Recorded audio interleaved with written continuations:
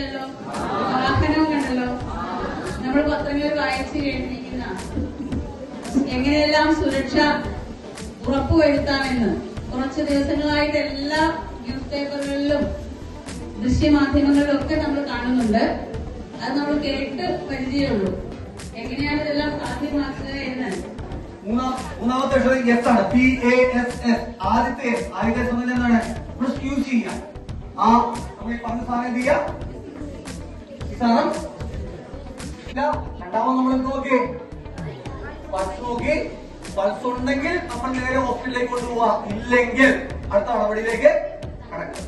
അപ്പൊ അങ്ങനെ ചെയ്യുമ്പോൾ നമ്മുടെ ചുറ്റുവട്ടത്ത് വേറെ ആൾക്കാരെങ്കിലും ഒക്കെ ഉണ്ടെങ്കിൽ നമ്മൾ ഹെൽപ്പിന് ആരെങ്കിലും ഒരാളെ എന്ത് ചെയ്യണം? വിളിക്കണം. കാരണം ഈ CPR എന്ന് പറയുന്ന സംഭവം നമ്മൾ കൊടുക്കുന്ന ആൾക്ക് ശബ്ദം കൂടെ വേണം. വിളിക്കണം. പിന്നെ വിളിക്കണം. ചിലരെ ഉണർത്തും.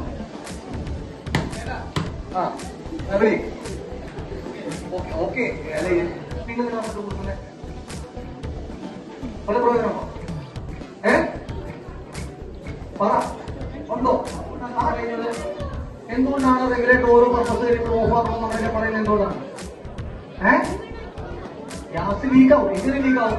നമ്മുടെ വലിയ കുറച്ച് പിള്ളേരൊക്കെ ഉണ്ട് ഇല്ലേ? അവര് കണ്ടിരിക്കുന്നത് പറഞ്ഞതുപോലെ അത്രയും ദുരന്തമൊന്നും ഉണ്ടാവത്തില്ല.